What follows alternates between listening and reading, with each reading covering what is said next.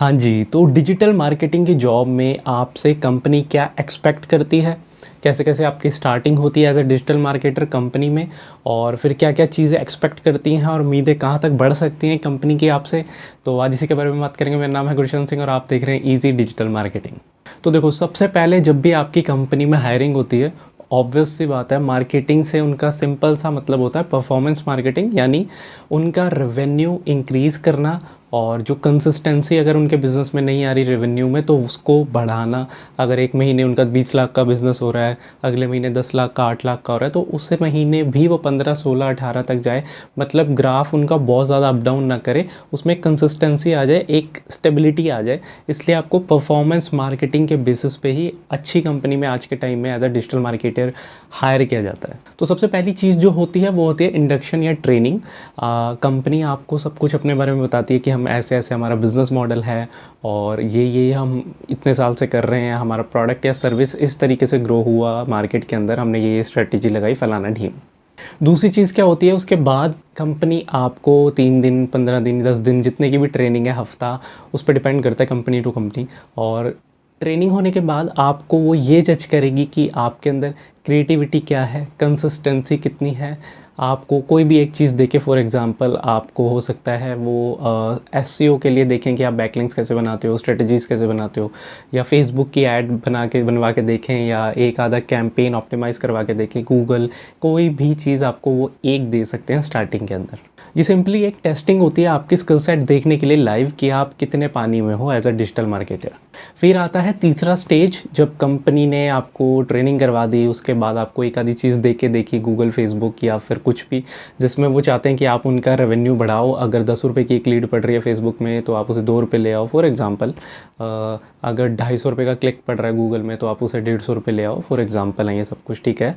और ये सब चीज़ें अगर आप कर पा रहे हो, कोई भी उन्होंने आपको एक चीज़ दी और आप कर पा रहे हो, फिर तीसरा स्टेज आता है कि उनके एक्सपेक्टेशंस क्या है।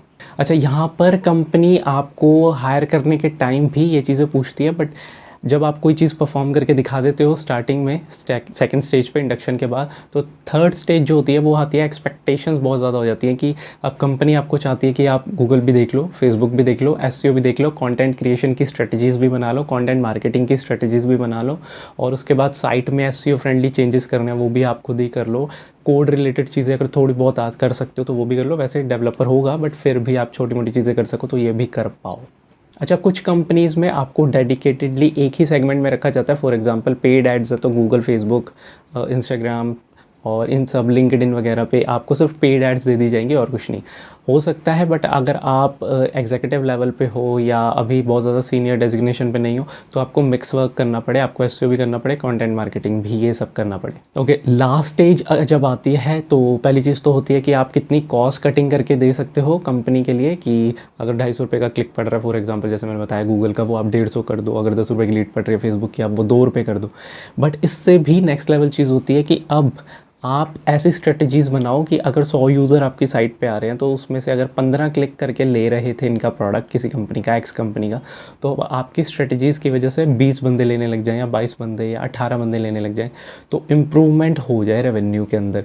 ये होता है सेल्स बूस्ट करना। ये फोर्थ स्टेज आ जाता है। कंपनी चाहती है आपको कि आप सेल्स बूस्ट करो। पहले आपने कॉस्ट कटिंग की, कि जो महंगी पड़ रही थी क्लिक्स या महंगे पड़ रही थी लीड्स, वो आपने सस्ती करी, और अब आपको जो है कंपनी चाहती है कि अब आप सेल्स बूस्ट करो, स्ट्रेटजीज़ ऐसी बनाओ कि हमारी सेल्स बूस्ट हो जाए। तो ये लास्ट स्टेज आता है जब आपको थोड़ा मार्केटिंग के साथ साथ सेल्स भी सीखनी पड़ती है और ऑनलाइन आपको वो स्ट्रेटजीज़ मारनी पड़ती हैं। तो यही है, अगर ई कॉमर्स के बिज़नेस में अभी जाना चाहते हो, किसी कंपनी में हायर होना चाहते हो, वो ई कॉमर्स का बिज़नेस कर रही है, या और भी प्रोडक्ट या सर्विस रिलेटेड चीज़ें हैं, तो ये चीज़ें जो हैं एक डिजिटल मार्केटर से कंपनीज़ एक्सपेक्ट करती हैं।